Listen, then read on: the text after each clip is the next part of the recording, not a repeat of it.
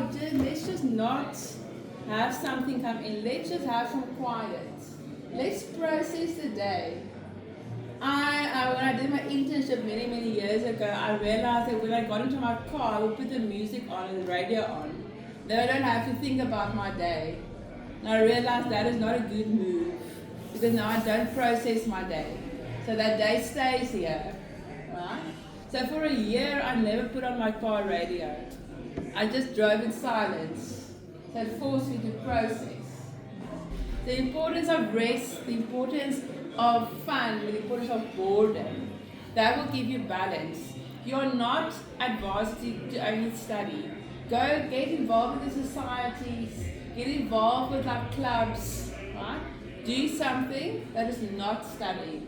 Okay, not all the time, but at least some of the time. Somebody gave me a rule, I would say like the golden rule is an hour a day and a day a week. You need to like break, you need to rest. Okay. No, exam times looks different, but in general, try that balance. Okay. Second tip, your physical health is very important for your mental health. Okay. We know that when we're not feeling physically well, we also feel a bit down. When we feel anxious, like it affects our body, right? There you can go read, you are all in the sciences or some kind of science, right?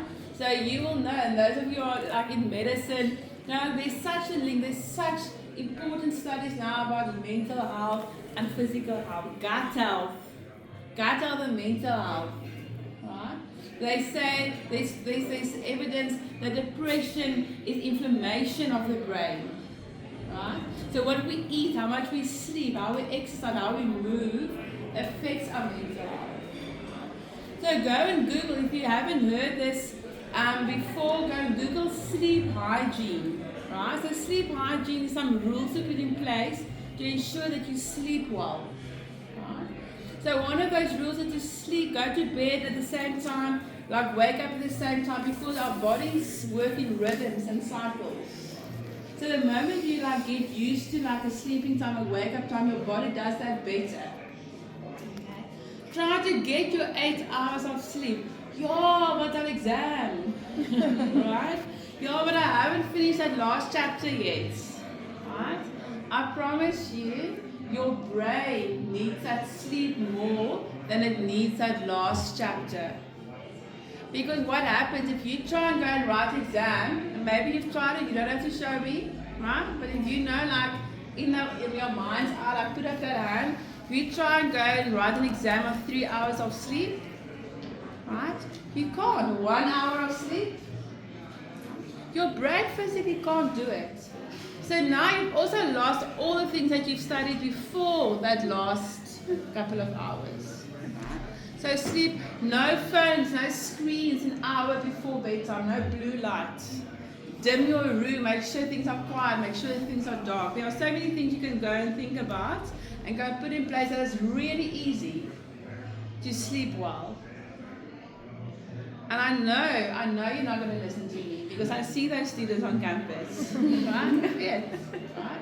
When exams come, what happens? We stop sleeping, right? We start eating McDonald's, right? We start drinking Red Bull. I know, I can see it through you, right? I've been working with students for many years, right? It doesn't help. So we need to sleep well. We need to eat good protein, right? So rather eat like a spoon of peanut butter. Right? And fuel your brain. We forget our brain is part of our body. It needs that energy. It takes energy. That's why you get tired when you are studying. Right? So eat well. Move. And again, yes, especially in exam times, you're not going to now do your 20k races on a Wednesday afternoon. Right? But move, stay physically fit. Right? Because that will also help with stress release. Stress sits in our bodies. You've seen that, you've read that, you felt that. Right? Our brain responds to trauma, right? And it sends messages to our body. So you've heard about fight, flight, freeze, right? So those of you who study medicine, excuse my very simple explanation of the brain, but they look at the brain in 3 parts, right? So they look at the brain stem, right? So we use this to to show our kids and even our adults how the brain works when we experience trauma or stress. Brainstem, that's a part of the brain that regulates breathing and blood pressure and heartbeat and temperature, all of that, to keep you alive. If you break your neck, you're on life support. Right? Then the middle part of the limbic system is your emotional brain, or the mammal brain. In this part of the brain, you have your amygdala. And your amygdala is like a smoke alarm, and it detects like danger. Right? And it sends messages to the rest of the brain to keep you safe. So it uses the sympathetic nervous system to automatically like raise your heartbeat, raise your breathing, like stop your digestive system. Right? So if you're a zebra and there's a lion, what do you want to do? You want to get away. You don't need to eat and digest now. You have to run. So you need oxygen, right? So you need like muscle strength. You don't want to think about it. If you put your hand on a warm plate, you don't want your body to think about it and think things through. You want your body to take that hand off immediately. Your amygdala does that. Okay? But when there's too much stress, that system gets stuck. Right? And we need the parasympathetic nervous system to kick in, to like lower heartbeat again, to lower breathing again, to kick back digestion again. That's why your mouth goes dry when you have to make a speech. Digestion is shut off. Right? Third part of the brain is the cortex. This is where we think and we plan, right? And we have dreams and we like have visions. We think about the future. We do maths. We do science. With this part of the brain, the cortex. We think things through. We can be rational, right? But when we're under stress, we flip that top, right? And we function in this emotional, like, get out of danger way. So to help the parasympathetic nervous system to act again, to slow you down, to relax, there's a lot of things you can do. You can go and read up on the vagus nerve. The vagus nerve activates the parasympathetic nervous system. And you can do things like yoga or like Pilates or like meditation where you slow down your deep breathing, that diaphragm breathing, right? Where your tummy comes out, right? And you breathe so deep, right? That you can feel your muscles like relax. Or you splash your face with cold water. You go, those of you are not from Cape Town, you won't believe it now, but like there are parts of the year where we don't have as much water around us, and people go to the beach and they go like do that cold water immersion, right? If you're not at this ocean, you can do it in your shower. You take like a quick cold shower and you take a warm shower and take a cold shower, and that helps your vagus nerve to activate and to relax your body. You can laughing. So watching a funny clip, like find some people you follow on Instagram, on TikTok, and laugh. Gargling, now the chorrel, right? If you take some water, gargling at the back of your throat, those muscles get activated, and it activates your vagus nerve, and it helps your body to relax. Easy peasy, right? But our body needs that. Okay, so your physical health is really important. Time and energy management. Time management. I can do like a 3-hour thing just on time management, right? So go and read on time management. What is important about time management is you have to be realistic, to plan. I'm not a planner as well, so I'm not saying like say at 9:30 I'm going to study this and 9:45. You don't have to do so like meticulously, right? Have blocks. But know what needs to get done. You can't say, oh, like this week I'm going to study like anatomy, but you don't know how many chapters you have, you don't know how long it's going to take you, right? So you do an audit, you say, okay, I have to prepare this. There's like the amount of chapters. The second chapter, I did terrible in my test, so I have to spend more time on that. So you do the maths. So you know, I need 19 hours to get through this module. And now you can slot in 19 hours. Right? That's how you do. You can like hope for the best. You plan for the best. Right? And then take that energy of negotiation out of the way.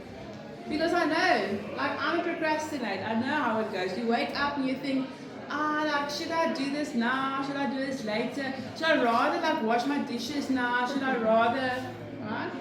And then you take so much energy on deciding what to do.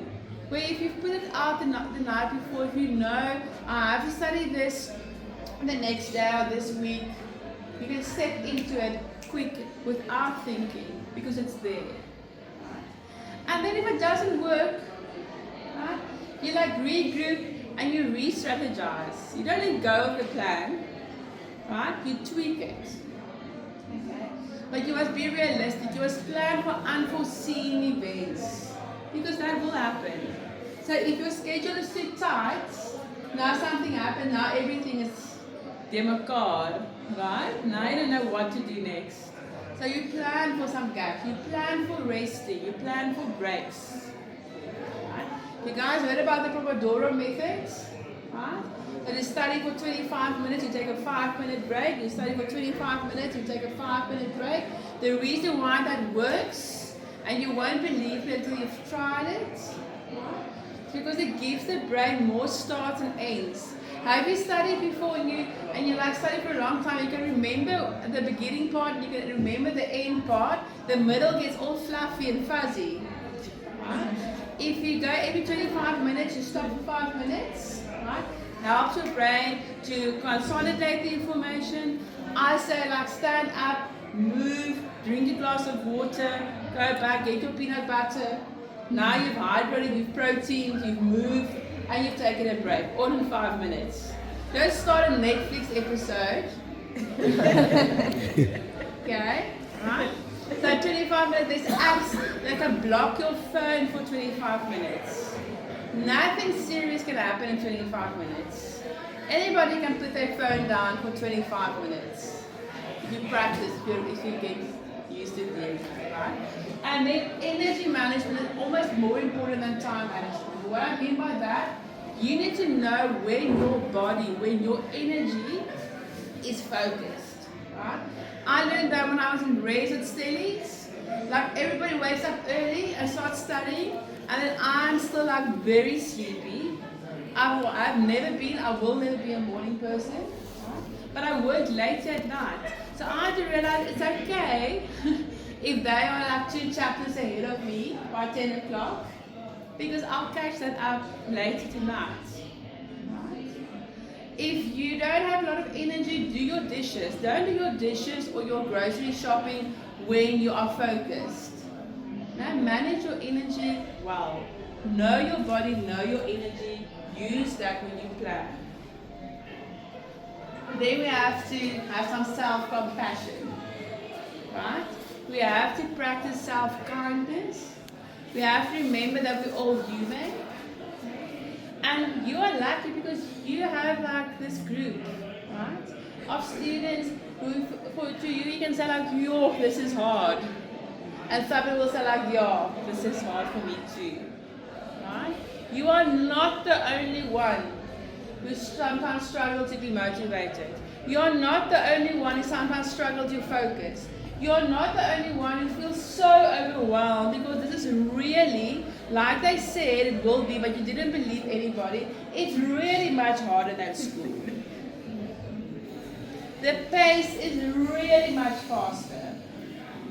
Much faster. I remember I realized that in first year, when they did the whole hormone system that we did over 3 weeks at like school, matric, they did it in 1 lecture in psychology. Like, okay, this is the pace, right? 1 chapter in 45 minutes, 3 chapters a week, not 1 chapter over 3 weeks, right? You've learned that this semester, okay? So, like, say that to each other, practice self-kindness, take self-care, right? Make sure that you get to yourself, seek help, seek support. Right? Your mental health is really important. Don't wait until you failed the 3rd test. Right? Make sure that you learn from your mistakes. If you get a test back, go to a lecturer. Yeah, it's awkward. Yeah, it's embarrassing. Yes, you've never done it before. Yes, you think he's going to think you're stupid. Right? They are paid to be there. They are paid to listen to you. And you're not the first student who is struggling, who is not sure, who didn't understand why they got things wrong. Right? They talk about failing forward. Have you heard that? Right? One of the new buzzwords in psychology, or maybe in pop psychology, is growth mindset. Right? So you have to learn from your mistakes. You have to grow. You have to think, how can I improve? Right? Failing forward means if you failed, if you've struggled, like make sure like what went wrong. Can't just say like, oh no, hopefully it will be better next time. Right? Because that's not how it gets better. Talking it through with somebody. All the campuses have student support. Right? On all the campuses, these services are free. Yes, on most of the campuses, the queues are long and the waiting lists are long. So go like day one. As soon as you get back. As soon as you get back, go and make the appointment. Not when you're struggling, not when you're failing. Like do it like now.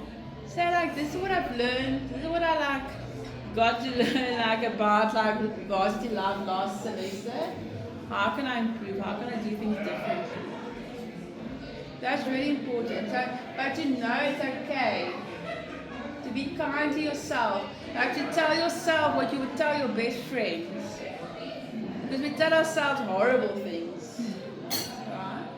To be mindful, to practice some mindfulness, to say, okay, like, what is happening? What am I saying to myself? What am I feeling? So you can challenge those things. You can challenge those beliefs. We overgeneralize, right? We struggle with one test and then we go, oh, I can't do this. I'm not supposed to be here. I'm a fraud. Yeah? Right? It's like, I won't ask, but I'm sure if I ask, like, there will be some hands. Right? Okay? Like, don't overgeneralize. No, you had a bad test. So figure out what went wrong. You know.